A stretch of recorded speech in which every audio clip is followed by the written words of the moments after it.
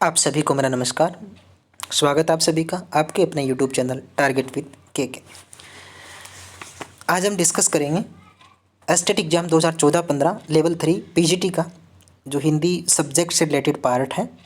भाग 4 हिंदी साहित्य से संबंधित 60 क्वेश्चन। इसमें कुछ क्वेश्चन हिंदी व्याकरण से संबंधित भी हैं और ज़्यादातर जो भाग है ये हिंदी साहित्य पर आधारित रहता है, यानी विषय आधारित जो भाग है पीजीटी लेवल 3 हिंदी भाषा या हिंदी का जो जिन्होंने एग्ज़ाम दिया था उनके लिए वीडियो रहेगा। इससे पहले हमने प्रीवियस ईयर क्वेश्चन पेपर जितने भी एस्टेट के पिछले 4-5 साल में एग्ज़ाम हुए हैं, तीनों ही लेवल की बात कर रहे हैं, तो उनके साइकोलॉजी के सॉल्यूशन, हिंदी व्याकरण के, इंग्लिश ग्रामर के और हिंदी साहित्य से संबंधित जो पार्ट रहा है उसमें मोस्टली एस्टेट एग्ज़ाम के हमने सॉल्यूशन पिछले कुछ दिनों में करवाए हैं। तो अगर आपको ज़रूरत है, अगर आपने अब तक प्रीवियस ईयर क्वेश्चन पेपर का अध्ययन नहीं किया है तो एक बार एग्ज़ाम देने से पहले प्रीवियस ईयर क्वेश्चन पेपर का अध्ययन ज़रूर करें, और ताकि आने वाला जो एग्ज़ाम है आपका उसमें आपको कुछ ना कुछ फ़ायदा ज़रूर होगा, क्योंकि कुछ ना कुछ क्वेश्चन हर साल रिपीट भी होते हैं और उनसे इर्द गिर्द कहीं ना कहीं उनका एक प्रकार से वास्ता रहता है। तो प्रीवियस ईयर क्वेश्चन पेपर का अध्ययन आप ज़रूर करें। आप कहीं से भी कर लीजिए। मेरे कहने का मतलब ये नहीं है कि आप केवल मेरे ही इस क्लास में या चैनल पे आप वीडियो देखें। आपको जहाँ भी अच्छा लगता है, जहाँ भी सूटेबल है, चाहे आपके पास खुद अपने घर पे रखे हुए हैं या किसी प्रीवियस ईयर जो आपका प्रैक्टिस सेट होता है वहाँ से ले लीजिए। लेकिन प्रैक्टिस सेट में कई बार कुछ क्वेश्चन मतलब सेम नहीं होते, वो मतलब स्मृति पर आधारित होते हैं, तो वहाँ से आपको थोड़ा सा समझने की आवश्यकता है। तो यहाँ जो क्वेश्चन पेपर आपको मिल रहे हैं वो बिल्कुल ओरिजिनल है, जो बोर्ड द्वारा जारी किए गए हैं, और इनकी आंसर की भी हम उसी आधार पे बता रहे हैं जो बोर्ड द्वारा जारी की गई है, यानी ऑफिशियल आंसर की के आधार पे हम डिस्कस करने जा रहे हैं। तो आशा करते हैं आपके लिए ये सारी वीडियो यूज़फुल रहेगी, उपयोगी रहेगी और आपको स्टेट एग्ज़ाम को क्रैक करने में ज़रूर एक तरह से सफलता प्राप्त होगी। तो चलिए शुरू करते हैं आज की हमारी क्लास। पहला क्वेश्चन है हिमाद्री तुंग श्रृंग से गीत इन नाटकों में से किस में है? तो 4 ऑप्शन दिए गए हैं, चंद्रगुप्त, ध्रुवस्वामिनी, अजातशत्रु, स्कंदगुप्त। तो पहला ऑप्शन आ जाएगा, वही सही है। हिमाद्री तुंग श्रृंग से गीत है वो चंद्रगुप्त नाटक से लिया गया है। अगला क्वेश्चन है ऊसर में बीज बोने मुहावरे का सही था। बिल्कुल ईजी क्वेश्चन है ये, तो निरर्थक प्रयास करना।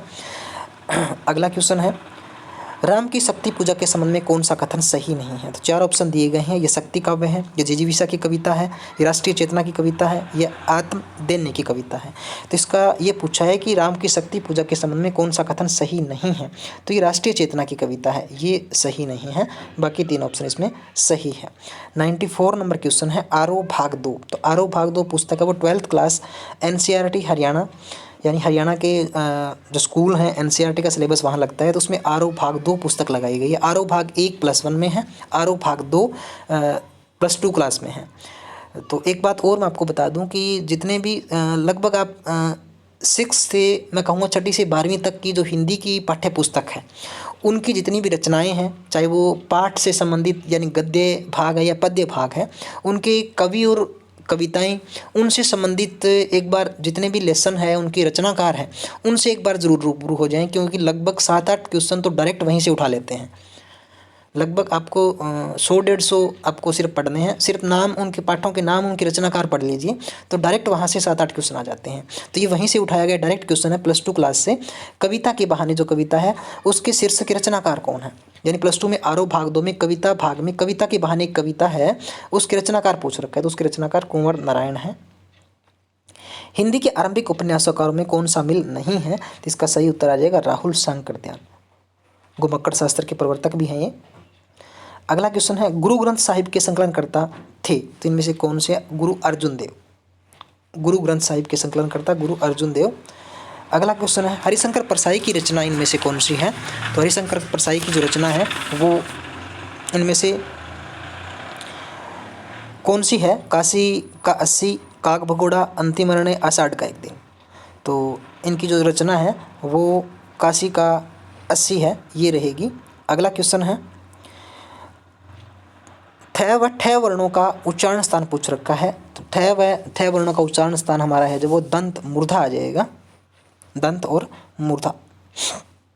जिस क्रम से देखो पहले थ है वो दंत से है और ठ है वो मूर्धा से है, तो इसी क्रम में बताना है इनका, ठीक है। मूर्धा दंत जिसने किया उसका गलत हो जाएगा, क्योंकि पहले इसमें थ पूछ रखा है फिर ठ पूछ रखा है। इनमें से सबसे लंबी कविता नहीं है, नहीं है पूछ रखा है, 4 ऑप्शन दिए गए हैं। तो वो अकाल और उसके बाद ये लंबी कविता नहीं है, बाकी ये तीनों कविताएं लंबी है। तो आगे के एग्जाम के लिए भी ध्यान रखें, पटकथा, प्रलय की छाया, ब्रह्म राक्षस लंबी कविताएं हैं। हाँ, इसके बाद 99 के बाद आप देखिए 100वां क्वेश्चन, किस शब्द में विसर्ग संधि नहीं है? तो गंगा प्लस उर्मी, गंगोर्मी शब्द में स्वर संधि है, विसर्ग संधि इसमें नहीं है। बाकी यश प्लस में सभी में यश, वय, अध, ओ बन जाएगा विसर्ग का, तो ये इसमें आ जाएगा। अगला क्वेश्चन देखिए, भरत मुनि के अनुसार स्थायी भावों की संख्या कितनी है? तो भरत मुनि के अनुसार 8 स्थायी भाव हैं। भरत मुनि ने 8 मानी है रसों की स्थायी भावों की संख्या। यदि किशन ने पुस्तक नहीं पढ़ी तो अवश्य उत्तर देता, भूतकाल से संबंधित इस वाक्य के लिए कौन सा विकल्प सही है? तो ये तो पहले भी एक बार क्वेश्चन इसी तरीके का सेम आया हुआ है स्टेट में, तो हेतु हेतु मजबूत इसका हो जाएगा। अगला क्वेश्चन देखिए, कौन सा वर्ण अघोष है? अघोष वर्ण पूछ रखा है इसमें, तो श है। तो ये चाहे आप अल्पप्राण की बात करें, महाप्राण की बात करें, अघोष और सघोष, या वर्ण विचार की बात करें, तो एक कंप्लीट टॉपिक है। इससे संबंधित अभी हमने स्टेट एचएसएससी के एग्ज़ाम के लिए स्टेट हिंदी व्याकरण नाम से प्लेलिस्ट बनाई, उसमें हमने अभी शुरुआत की है हिंदी व्याकरण के रिवीजन की। और अल्पप्राण, महाप्राण, अघोष और सघोष, इससे एक बिल्कुल ट्रिक के साथ इसका टॉपिक हमने क्लियर किया है। तो अगर वो आप देख लेंगे तो आई होप आपको किसी भी एग्जाम के लिए कोई और वीडियो या बुक पढ़ने की ज़रूरत नहीं पड़ेगी। कंप्लीट उसमें काफ़ी सारे क्वेश्चन भी बनाए हैं कि किस तरीके से क्वेश्चन पुट होते हैं और आपका आंसर उसको कैसे देना है। तो बिल्कुल खुद के बनाए हुए नोट्स के द्वारा वो वीडियो बनाई गई है, तो आप उनको ज़रूर देखना। अगला क्वेश्चन है, इनमें से व्याकरण की दृष्टि से कौन सा वाक्य अशुद्ध है? तो अशुद्ध वाक्य पूछ रखा है व्याकरण की दृष्टि से। तो पहला है, महाभारत का युद्ध कौरवों और पांडवों के बीच हुआ था, ये तो शुद्ध है। बाघ और बकरी एक घाट पर पानी पीते हैं, तो ये भी शुद्ध है वाक्य लगभग। निरपराध को दंड नहीं मिलना चाहिए। रविवार के दिन सरकारी कार्यालय में अवकाश रहता है,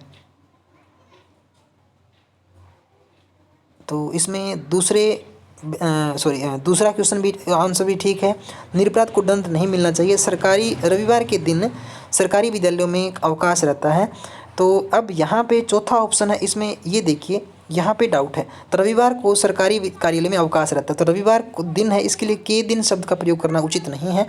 तो रविवार को सरकारी कार्यालय में अवकाश रहता है, यहाँ इस तरह से इसका वाक्य बनेगा। अगला है 105वां क्वेश्चन, छायावाद की विशेषताओं में सम्मिलित नहीं है, तो इसमें दूसरा ऑप्शन आ जाएगा, उपदेश की प्रधानता इसमें नहीं रहेगी, छायावाद की विशेषता नहीं है। अगला क्वेश्चन है, तुलसीदास की किस रचना में कवित सव्य पद्धति का प्रयोग किया गया है? तो इसमें जो ऑप्शन है वो सही आ जाएगा, कवितावली। तुलसीदास की किस रचना में कवित सव्य का प्रयोग किया गया है? तो कवितावली इसका उत्तर आ जाएगा, कवितावली में। और रचना भी काफ़ी इंपॉर्टेंट है, कई बार पूछा जाता है कि रचना किसकी है। तो अगला क्वेश्चन है, 8वां सर्ग है, नाटक है, जीवनी है, कहानी है, उपन्यास है, तो ये क्या है? नाटक है भाई 8वां सर्ग। बड़ा इजी सा क्वेश्चन है। अवधि से संबंधित कवि नहीं है, तो वृंद कवि है, वो अवधि से संबंधित नहीं है। अगला है, इनमें से अर्थालंकार नहीं है, तो अर्थालंकार यमक नहीं है, यमक नहीं है, ये शब्दालंकार है। उपमा, उत्प्रेक्षा, अन्योक्ति, ये अर्थालंकार में आ जाएंगे। तो शब्दालंकार, अनुप्रास अलंकार, यमक अलंकार, ये श्लेष में उसमें आते हैं, अर्थालंकार में, सॉरी। हाँ, निम्नलिखित में से वृद्धावस्था पर आधारित उपन्यास है, तो अंतिम अरण्य ये वृद्धावस्था पर आधारित उपन्यास है। संत कबीर के बारे में निम्न में से कौन सा कथन सही नहीं है? तो 4 ऑप्शन दिए गए हैं, वे शास्त्र ज्ञान की अपेक्षा अनुभव को अधिक महत्व देते थे, वे सत्संग को बहुत महत्व देते थे, उन पर अद्वैत वेदांत का भी प्रभाव था, वे राम और कृष्ण के भक्त थे। तो ये ऑप्शन इसमें सही नहीं है, नहीं पूछ रखा है कौन सा कथन सही नहीं है, तो चौथा ऑप्शन इसमें गलत है। अगला देखिए 112वां क्वेश्चन है, कौन सा युग्म सही नहीं है? तो ऑप्शन इसमें 4 दे रखे हैं। श्रीश के फूल हजारी प्रसाद द्विवेदी, ये सही है। साहित्य देवता माखुला चतुर्वेदी, ये भी सही है। सदाचार का ताबीज़ हरिशंकर परसाई की रचना, ये भी ठीक है। तो तीसरा ऑप्शन इसमें गलत है, गेहूं और गुलाब रामचंद्र शुक्ल का नहीं है। अगला ऑप्शन देखिए, छायावाद स्थूल के विरुद्ध सूक्ष्म का विद्रोह है, यह कथन किसका है? राम नामवर सिंह, नागेंद्र, नंदलाल वाजपेयी, रामचंद्र शुक्ल आलोचक हैं ये सारे के सारे, तो ये कथन है नागेंद्र का, बहुत बार क्वेश्चन पूछा गया है। अगला क्वेश्चन है, कंठोपनिषद के यम नचिकेता प्रसंग पर आधारित रचना है, तो ये रचना है आत्मजयी। आसान क्वेश्चन है लगभग ये। 115 नंबर क्वेश्चन देखिए, इनमें से किस विकल्प के सभी शब्द परस्पर पर्यायवाची नहीं हैं? तो नेगेटिव पूछ रखा है। तो ऑप्शन 1, 3 और 4 में सारे पर्यायवाची हैं, लेकिन इसमें सभी शब्द वो पर्यायवाची नहीं हैं। ऑप्शन 2 इसका उत्तर आ जाएगा। 116वां क्वेश्चन है, चर्यापद निम्नलिखित में से किससे संबंधित है? तो सिद्धों से, नाथों से, जैनों से, संतों से। तो ये सिद्धों से संबंधित है। अगला देखिए, इनमें से किस कवि का संबंध अष्टसाप से नहीं है? नहीं है पूछ रखा है, नेगेटिव आंसर है। तो कुंभनदास, गोविंददास, कृष्णदास ये अष्टसाप से संबंधित है, लेकिन सुंदरदास इससे संबंधित नहीं है। तो सुंदरदास इसका उत्तर आ जाएगा। अगला क्वेश्चन है, इसमें से किस वाक्य में क्रिया आक्रामक नहीं है? बच्चा प्रतिदिन हंसता है, सुहासिनी बार बार रोती है, मंदाकिनी 9 बजे सोती है, सुषमा 9 बजे पत्र लिखती है। क्वेश्चन ने पूछ रखा है आक्रामक क्रिया नहीं है। तो सुषमा 9 बजे पत्र लिखती है। तो पत्र लिखना यानी लिखना क्रिया है वो सक्रमक है। तो क्या लिखती है? पत्र लिखती है। तो क्रिया से संबंधित यानी आक्रामक और सक्रमक की अगर बात करें तो इनसे संबंधित एक मोस्ट इंपॉर्टेंट वीडियो हमने क्रिया का बनाया है, तो वो आप ज़रूर देखिए। तो जहाँ भी आपको इस तरह का क्वेश्चन पूछा जाएगा सक्रमक और आक्रामक से संबंधित, तो आप फटाफट उसका आंसर कर देंगे। तो अगर आपको पहले से क्लियर है तो देखने की ज़रूरत नहीं है। अगर आपको डाउट है कि हम किस तरीके से पहचान करें, देखो हम वर्ब याद नहीं कर सकते, कितनी भी सारी वर्ब है कैसे याद रखेंगे उनको सक्रमक है, उसके लिए एक तरीका होता है, ट्रिक होती है, याद करने का फॉर्मूला होता है, या उसको समझने की आवश्यकता होती है। तो आप वीडियो से समझ सकते हो। अगर पहले से क्लियर है तो नहीं, मैं नहीं चाहूँगा कि आप अपना टाइम खराब करें। तो हमारे प्लेलिस्ट में हिंदी व्याकरण की जो प्लेलिस्ट है उसमें आपको वो वीडियो मिल जाएगी, या कहीं से भी आप इसको देख सकते हो, लेकिन आपको सही से वीडियो मिले बात तब है। इन रचनाओं का अगला क्वेश्चन है, इन रचनाओं का उनकी विषय वस्तु के साथ सम्मिलित करना है इनको। तो 4 ऑप्शन दिए गए हैं, तो इनमें जो सही आंसर है वो कौन सा होगा? तो ऑप्शन नंबर 3 इसमें सही है, इसका स्क्रीनशॉट यहाँ से ले सकते हो। जो तीसरा ऑप्शन है इसका वो सही हो जाएगा। अगला क्वेश्चन देखिए, तो ये तो वैसे क्वेश्चन आ ही जाते हैं इस तरह के क्वेश्चन, तो मिलान वाले, इसमें 1-2 रचना मिल जाती है तो आपको कर ही देते हैं। 120 नंबर है, इनमें से कौन सा समास विग्रह सही है? सही पूछ रखा है, वेरी हाँ बिल्कुल। तो पहला ही हो जाएगा इसमें, कर से मुक्त है, तो कर मुक्त जो है वो वही इसमें सही है। भयभीत है, हस्तलिखित है, सत्याग्रह है, तो सत्या के लिए आग्रह होता है, हस्तलिखित हाथ से लिखा हुआ होता है, भयभीत भय से भीत है डरा हुआ, इस तरह से विग्रह होता है इनका। तो विग्रह इनका सही नहीं है, तो विग्रह ही पूछ रखा है कि कौन से का सही विग्रह है। अगला क्वेश्चन है, अंतराल में संकलित विस्कोहर की माटी रचना के लेखक कौन कौन से हैं? तो इसके जो है विश्वनाथ त्रिपाठी इसके सही उत्तर हो जाएंगे। अगला क्वेश्चन है, हजारी प्रसाद द्विवेदी से संबंधित नहीं है। हिंदी साहित्य का इतिहास, हिंदी साहित्य की भूमिका, हिंदी साहित्य का आदिकाल, हिंदी साहित्य उद्भव और विकास। तो हिंदी साहित्य का इतिहास है वो इससे संबंधित नहीं है, बाकी ऑप्शन सारे ठीक है। अगला क्वेश्चन 123वां, इनमें से कौन से स्वर परस्पर स्वर्ण नहीं है? तो काफ़ी इंपॉर्टेंट क्वेश्चन है, समझ में आया होगा कि क्या पूछा गया है। इसमें बात कर सजातीय और विजातीय स्वरों की। तो देखिए उ ई आ, तो ये सारे हैं सजातीय वर्णों से बनते हैं, कुछ मूल स्वर भी हैं इसमें, और बाकी जो वर्ण है जैसे ऊ है, ई है, आ है, ये सजातीय वर्णों के मेल से बनते हैं। तो ये सवर्ण नहीं है, सवर्ण का मतलब अपनी समान जाति के नहीं है। ए और ए है वो एक तो सजातीय वर्ण नहीं है, दूसरा ये विजातीय स्वर है, और ये अलग भिन्न स्वरों के योग से बनता है। जैसे ए बनता है A+E से और आई बनता है A+A से, तो इसलिए इनको सवर्ण नहीं संज्ञा नहीं देती। तो इसलिए प्रकार से क्वेश्चन भी आते हैं। देखिए काफ़ी क्वेश्चन इजी है, लेकिन जो पूछा गया वो किस तरीके से पूछा गया ये डिपेंड करता है। दलित विमर्श से संबंधित रचना झूठन के रचयिता कौन सा है? तो आइए आप सब जानते होंगे, ये ओम प्रकाश वाल्मीकि जी हैं। तो दलित रचनाएं है दलित विमर्श से संबंधित है। अगला क्वेश्चन है, पर्यायवाची शब्द युग्म का कौन सा विकल्प अशुद्ध है? तो अशुद्ध विकल्प की बात करें तो तीसरा ऑप्शन अशुद्ध आ जाएगा, रिजु रस्सी, ये ऑप्शन इसमें गलत है। अगला ऑप्शन देखिए, इनमें से आलावार भक्तों के संबंध में कौन सा कथन गलत है? तो कौन सा कथन गलत है ये पूछा है। तो इनका पहला ऑप्शन है, इनका समय 6वीं से 9वीं शताब्दी तक माना गया, ठीक है। ये संख्या में 12 थे, ये भी ठीक है। इनकी भक्ति में वात्सल्यता कांता भाव था, है, ये भी ठीक है। ये मूलतः शिव उपासक थे, तो ये इसमें गलत है। कौन सा गलत पूछा है? गलत यही है। शेखर एक जीवनी में प्रयुक्त शैली है, कौन सी शैली है? तो इसमें डायरी शैली, इसमें पूर्वदीप्ति शैली है। ये डायरी शैली नहीं, पूर्वदीप्ति जो शैली है वो है शेखर एक जीवनी। इसके विधा पूछ रखी है। रामचंद्र शुक्ल ने किसके काव्य को जीवनोत्सव का काव्य कहा है? तो किस प्रकार के काव्य को? ये विद्यापति को बताया गया है, विद्यापति का काव्य है वो जीवनोत्सव काव्य है। 128 के बाद 129 नंबर क्वेश्चन देखिए, रचना और पात्रों की दृष्टि से कौन सा विकल्प सुमेलित नहीं है। तो इसका जो सही ऑप्शन है वो आ जाएगा तीसरा भाई, चंद्रगुप्त भट्टारक। अगला देखिए, इन दार्शनिक सिद्धांतों के साथ उनके प्रवर्तकों का सुमेलित क्रम क्या होगा।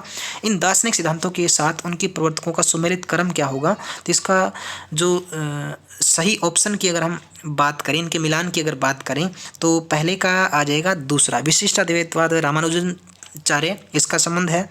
और ख का आ जाएगा शुद्ध अद्वैतवाद वल्लभाचार्य है। और इसके बाद अगर बात करें अगले ऑप्शन की, द्वैतवाद की अगर हम बात करें, द्वैतवाद का मध्वाचार्य आ जाएगा। और अगले बात करें द्वैतवाद, ये निम्बकाचार्य है, यानी ये इसका सही है वो आंसर हो जाएगा इसी प्रकार से। और इसका ऑप्शन चौथा सही हो जाएगा ये वाला। अगला क्वेश्चन है 131, किस विकल्प में अशुद्ध विलोम युग्म है। तो अशुद्ध पूछ रखा है, तो अशुद्ध की बात करें तो पहला ही अशुद्ध हो जाएगा। स्मरण अविस्मरण दे रखा है, तो स्मरण का विस्मरण होता है। पहला ऑप्शन गलत है। अगला ऑप्शन है आधुनिक हिंदी कविता में मुक्त छंद के प्रवर्तक मान जाते हैं। तो आई होप सब जानते होंगे, सूर्यकांत त्रिपाठी निराला जी हैं मुक्तक छंद के। अगला क्वेश्चन है, इनमें से किस शब्द में उपसर्ग नहीं है। तो उपसर्ग का शब्द जो इसमें नहीं है, तीसरा है निकट, इसमें कोई उपसर्ग नहीं लगा है। अगला है 134 नंबर क्वेश्चन, इनमें से आंचलिक रचना नहीं है। आंचलिक रचना नहीं है तो बहती गंगा इसमें आंचलिक रचना नहीं है, बाकी आंचलिक रचनाएं हैं सारी। प्रेमचंद के गोदान में किस विषय का निरूपण नहीं किया गया। नहीं किया गया नेगेटिव पूछ रखा है, तो गांधीवाद का एकांतिक समर्थन, गांधीवाद का एकांतिक समर्थन है, इस विषय का निरूपण नहीं किया गया। बाकी सारे ऑप्शन इसमें सभी का जिक्र है। नागरी प्राचरणी सभा के संस्थापकों में से नहीं है, तो मदन मोहन मालवीय जी ये नहीं है।